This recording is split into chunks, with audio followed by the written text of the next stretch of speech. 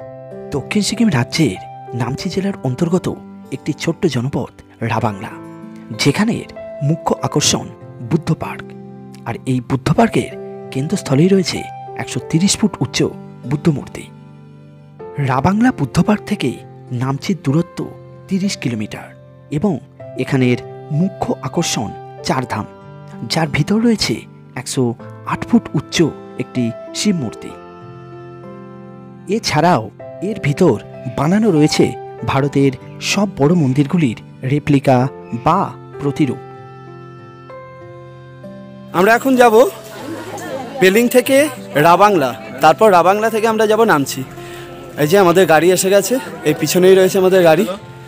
আর এই যে এখানে দাদার সঙ্গে দেখা, ইনি এসেছেন বেলুড় থেকে ইনি এসেছেন ওই একই হোটেলে, আমরা হোটেল ভিউ পয়েন্টে আমরা সবাই উঠেছিলাম, ওনারা কালকে যাবেন। তো আমরা এখন বেরোচ্ছি এখান থেকে, প্রথম যাব রাবাংলা, তারপর যাব নামচি, তারপর একদম শিলিগুড়ি। চলুন। Thank you. আগের পর্বে আমি দেখিয়েছি আমরা একদিনে পেলিংয়ের কী কী সাইট সিন দেখেছি, আর আজ আমরা পেলিং থেকে শিলিগুড়ি যাবার পথে দেখব রাবাংলা ও নামচি।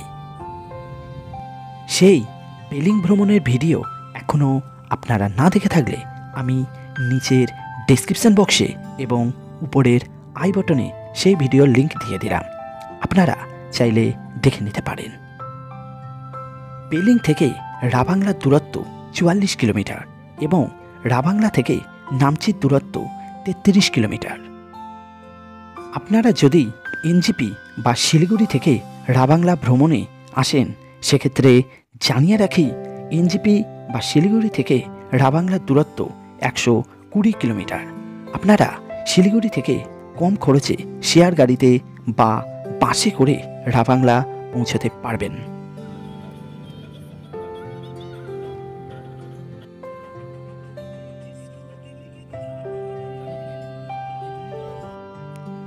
সিকিম রাজ্যের দক্ষিণে নামচি জেলার অন্তর্গত একটি ছোট্ট জনপদ রাবাংলা। আমরা এখন এসে পড়েছি রাবাংলার মুখ্য আকর্ষণ বুদ্ধ পার্কের সামনে। পেলিং থেকে রাবাংলা বুদ্ধ পার্কে আসতে আমাদের সময় লাগলো 2 ঘন্টা। আমরা এখন রয়েছি রাবাংলা বুদ্ধ পার্কে। পেলিং থেকে আজ সকালে আমরা বেরিয়ে চলে এলাম এখন রাবাংলা বুদ্ধ পার্কে। রাবাংলা বুদ্ধ পার্ক, এখন আমরা ভিতরে যাব, চলুন। এই বুদ্ধ পার্কে প্রবেশের মেন গেটের বাম দিকেই রয়েছে টিকিট কাউন্টার, যেখান থেকে জনপ্রতি 80 টাকার টিকিট কাটতে হবে এবং এই জায়গাটি সকাল 9টা থেকে সন্ধ্যা 6টা পর্যন্ত খোলা থাকে। সুন্দরভাবে সাজানো, রঙিন, কারুকার্যময় ও 3 দিকে পাহাড় দ্বারা বেষ্টিত এই সমগ্র বুদ্ধ পার্কটি আপনারা ব্যাটারি চালিত গাড়ির মাধ্যমেও ঘুরে দেখতে পারবেন। এর খরচ জনপ্রতি 100 টাকা এবং এটি সকাল 9টা থেকে বিকাল 5টা পর্যন্ত চালু থাকে।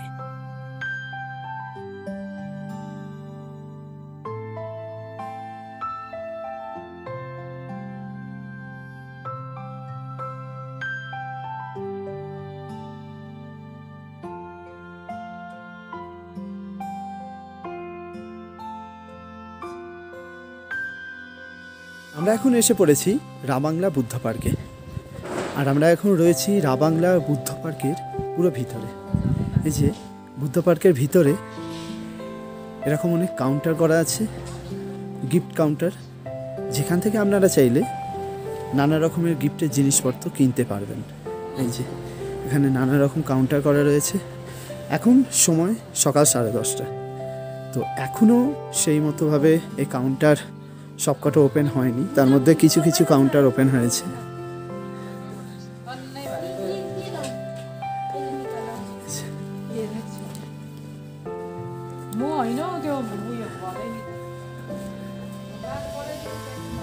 এর ভিতরে রয়েছে একটা ক্যাফে এরিয়া, এই যে এই সেই ক্যাফে এরিয়া। এই আন্ডারগ্রাউন্ড পথটি বানানো রয়েছে মূলত ব্যাটারি চালিত গাড়ির জন্য। এই পথ দিয়েই ব্যাটারি চালিত গাড়ি আপনাদের সমগ্র বুদ্ধ পার্কটি ঘুরে দেখাবে। রাবাংলা বুদ্ধ পার্ক হিমালয়ের কোলে একটি নির্মল উদ্যান। সিকিম রাজ্যের দক্ষিণে নামচি জেলার অন্তর্গত একটি ছোট্ট জনপদ রাবাংলা, যার মুখ্য আকর্ষণ বুদ্ধ পার্ক। আর এই বুদ্ধ পার্কের অপর নাম হল তথাগত শাল। প্রায় ৮,০০০ ফুট উচ্চতায় অবস্থিত রাবাংলা বুদ্ধ পার্কের কেন্দ্রস্থলে রয়েছে ১৩০ ফুট উচ্চ বুদ্ধ মূর্তি। এই বুদ্ধ মূর্তিটি গৌতম বুদ্ধের ২৫৫০তম জন্মবার্ষিকী উপলক্ষে নির্মিত হয়েছে। এই সমগ্র বুদ্ধ পার্কটি ঘুরে দেখার জন্য ঘোরানো পথ, সুন্দর সাজানো বাগান, রঙিন কারুকার্যময় ও নকশাকৃত বুদ্ধ মূর্তি এই জায়গাটিকে আরও অনেক মনোরম করে তুলেছে। পার্কটির মাঝে রয়েছে একটি ফোয়ারা, যেটি পার্কের শোভা বাড়িয়ে তুলেছে।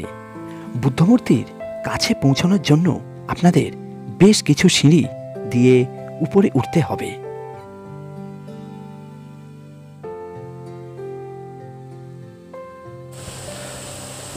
আমরা রয়েছি রাবাংলার সেই বিরাট বড় বুদ্ধ মূর্তির কাছেই একদম। এই যে আমরা বলতে আমি, পালদা, তাপসদা আর অমিত। এই বুদ্ধ মূর্তিটি ৬০ টন তামা দ্বারা নির্মিত। এটির নির্মাণ কাজ শুরু হয়েছিল ২০০৬ সালে এবং ২০১৩ সালের ২৫শে মার্চ ১৪তম দলাইলামা দ্বারা এটি প্রতিষ্ঠা করা হয়েছিল। এই মূর্তিটি সিকিম সরকার ও জনগণের যৌথ প্রচেষ্টার মাধ্যমে নির্মিত হয়েছিল। এটি তিব্বতীয় বৌদ্ধ ধর্মের একটি মূল মঠ।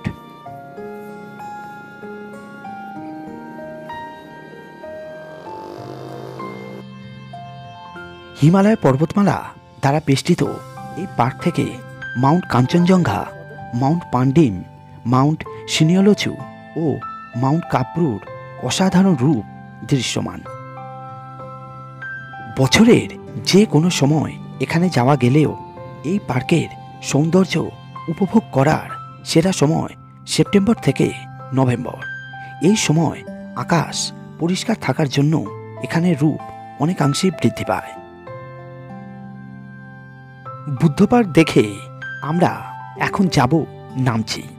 সেখানে দেখব নামচি চারধাম কমপ্লেক্স। নামচি কথার অর্থ গগনচুম্বী।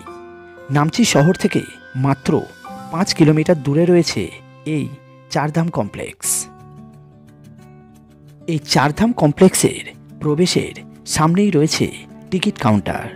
এখানে প্রবেশের ক্ষেত্রে প্রবেশ মূল্য জনপ্রতি ৫০ টাকা।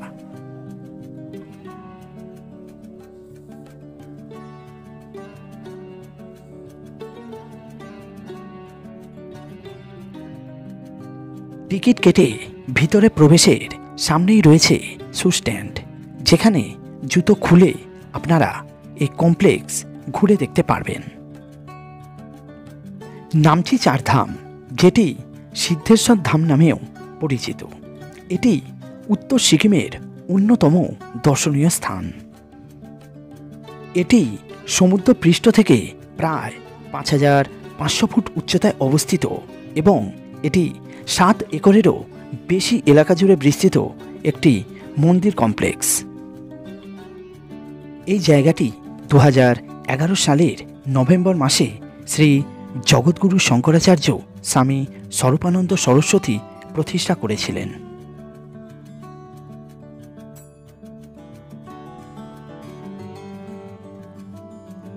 এর ভিতর রয়েছে দেবাদিদেব মহাদেবের ১২ জ্যোতির্লিঙ্গ, যেমন বাবা কেদারনাথ, বিশ্বনাথ, বৈদ্যনাথ, সোমনাথ, মহাকালেশ্বর, ত্রম্বকেশ্বর, ওমকারেশ্বরের মতো জ্যোতির্লিঙ্গ এবং হিন্দু ধর্মের পবিত্র ৪ ধামের প্রতিরূপ জগন্নাথ ধাম, বৈদ্যনাথ ধাম, দ্বারকা ধাম ও রামেশ্বরম ধাম এখানে তৈরি করা হয়েছে। এছাড়াও সাই বাবার মন্দির ও কিরাটেশ্বর মূর্তি এখানে রয়েছে। হিন্দুদের সর্বাধিক শ্রদ্ধেয় প্রায় সকল ধামের প্রতিরূপ এই কমপ্লেক্সে তৈরি করা হয়েছে। এখানে আপনারা একই সঙ্গে ৪ ধাম দর্শন করার ও ১২ জ্যোতির্লিঙ্গ দর্শন করার সুযোগ পেয়ে যাবেন। এই সমগ্র কমপ্লেক্সের সবকটি মন্দির দর্শন করতে প্রায় এসেছি। 2 ঘন্টার মতো সময় লাগবে।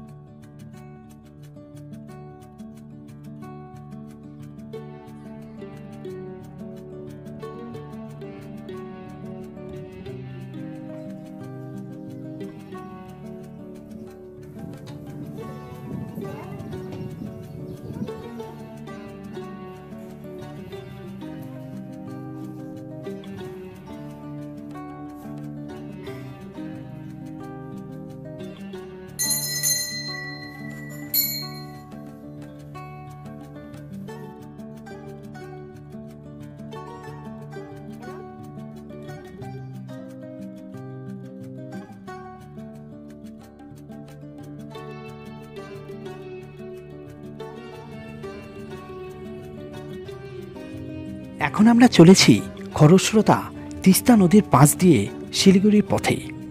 যাবার পথে দেখে নেব সেবকেশ্বরী কালী মন্দির, যেটি সেবক কালী মন্দির নামেও পরিচিত। তিস্তা নদীর তীরে শিলিগুড়ির অন্যতম দর্শনীয় স্থান এই কালী মন্দির। শিলিগুড়ি থেকে সিকিমগামী 31 নম্বর জাতীয় সড়কের উপর রয়েছে এই কালী বাড়ি বা মন্দির। শিলিগুড়ি স্টেশন থেকে দূরত্ব মাত্র 22 কিলোমিটার। এটি একটি খুব জাগ্রত মন্দির। মূল মন্দিরে পৌঁছানোর জন্য প্রায় 107টি সিঁড়ি দিয়ে উপরে উঠতে হবে। এক অদ্ভুত নির্জন পরিবেশে থাকা মায়ের এই মন্দির স্থানীয় মানুষের কাছে পাহাড়ের রক্ষা করতে। আপনারা শিলিগুড়ি থেকে কালিম্পং বা সিকিম যাবার পথে অবশ্যই এই মন্দির দর্শন করবেন। এটি একটি খুব সুন্দর ও জাগ্রত মন্দির।